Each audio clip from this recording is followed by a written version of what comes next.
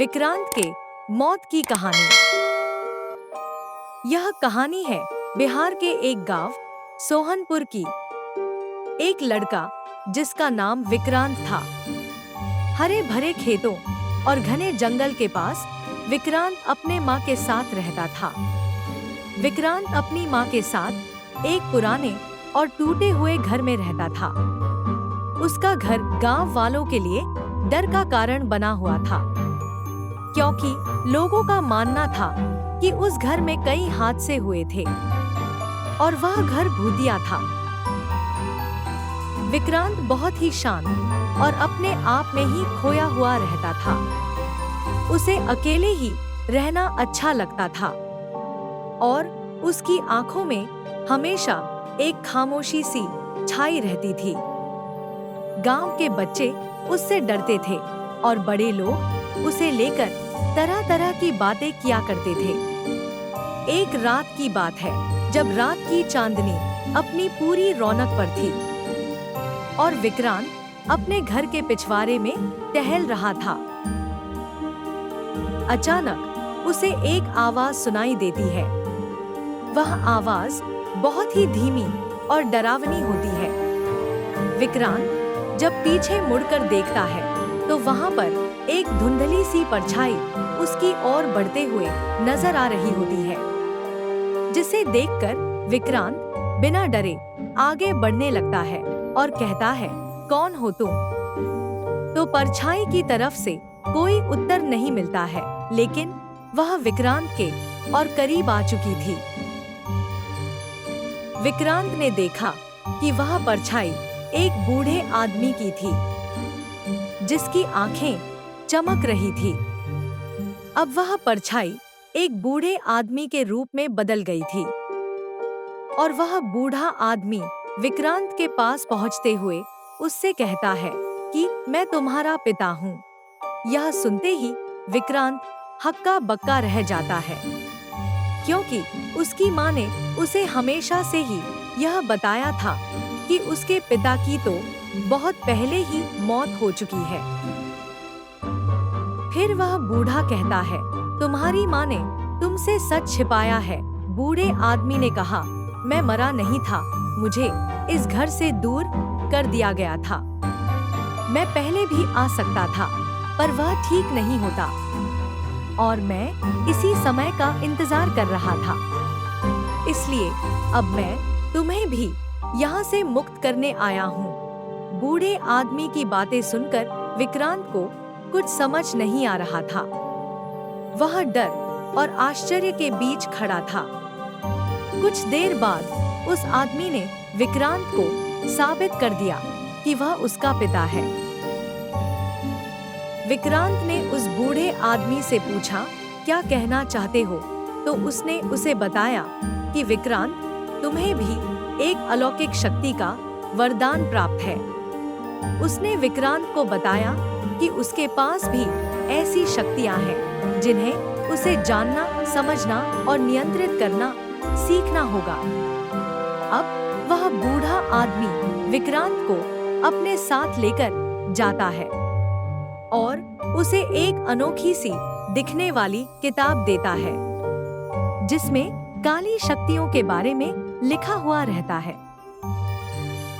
विक्रांत उस किताब को अपने हाथों में लेकर पढ़ना शुरू करता है और जैसे जैसे वह उस किताब को पढ़ता जाता है, वैसे वैसे ही धीरे धीरे उसे अपनी शक्तियों का एहसास होने लगता है और एक समय के बाद विक्रांत भी काली शक्तियों का उपयोग करना सीख जाता है। कुछ समय बाद यह बात उसके गांव में लोगों को भी यह पता चल जाता है कि विक्रांत अब काली शक्तियों के बारे में जान चुका है। तो वह सब लोग अब और भी डरने लगे थे। कुछ लोग तो उस गांव से निकलकर जाने की बातें तक करने लगते हैं, क्योंकि वह डर रहे थे। उधर विक्रांत को अपनी शक्तियों को नियंत्रित करने में काफी संघर्ष करना पड़ता है।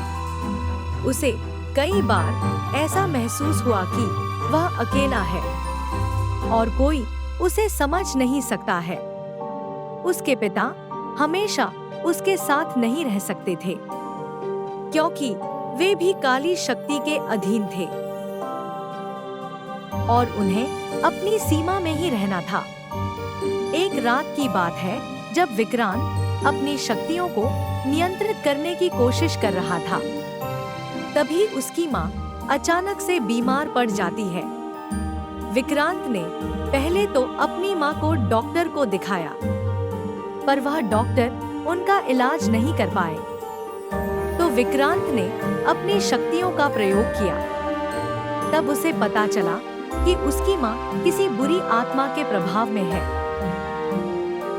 अब विक्रांत ने अपनी माँ को बचाने के लिए पहली बार अपनी शक्तियों को इस्तेमाल करने जा रहा था और काफी मेहनत और मशक्कत के बाद वह समझ पाया कि यह वही आत्मा है जिसने उसके पिता को कई सालों तक उससे दूर कर दिया था। विक्रांत ने अपनी माँ को बचाने के लिए अपनी सारी शक्तियों का उपयोग किया। उसने अपनी माँ के शरीर से उस बुरी आत्मा को निकालने के लिए हर संभव प्रयास किया, लेकिन यह इतना आसान नहीं था।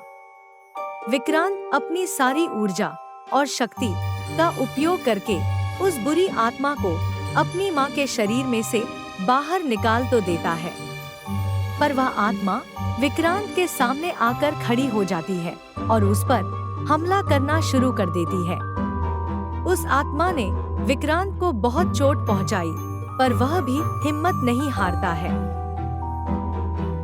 और वह जितनी भी काली शक्ति को संतुलित कर सकता था उसने पूरा किया और उसे उपयोग करके उस आत्मा से लड़ता जा रहा था और जैसे तैसे करके उस आत्मा को पराजित करने में सफल हो जाता है। लेकिन वह इतना करते करते उसकी खुद की हालत बहुत ही खराब हो जाती है। वह अपनी माँ को तो बचा लेता है, लेकिन वह अपनी खुद की जान खतरे में डाल लेता है। विक्रांत उस आत्मा को पराजित करते करते इतना घायल हो चुका था कि वह अब अपनी जीवन से हारने लगा था। जब विक्रांत की माँ ने उसे देखा कि उनका बेटा उनकी जान बचाते बचाते वह खुद की जान गंवा रहा है, तो वह बेचारी रो पड़ती है और विक्रांत को बचाने का बहुत प्रयास करती है, लेकिन कोई फायदा नहीं होता है। विक्रांत अचेत अवस्था में कई दिनों तक ऐसे ही पड़ा रहता है। उसकी माँ बेचारी संघर्ष पे संघर्ष किए जा रही थी, पर वह नाकाम हो जाती है। थोड़ा समय बीतने के बाद यह जानकारी गांव वालों को भी हो जाती है। यह देखकर गांव के लोग अब जाकर विक्रांत को समझना शुरू करते हैं कि विक्रांत ने शायद हमेशा ही उनकी रक्षा करने के लिए अपने जीवन को जोखिम में डाले रखा था। विक्रांत अपनी अंतिम सांस लेने से पहले अपनी माँ से कहता है कि माँ, अब आप सुरक्षित हैं। मुझे माफ करना, मैं आपके साथ ज्यादा समय नहीं बिता सका। और इतना कहकर विक्रांत की सांसें रुक जाती है।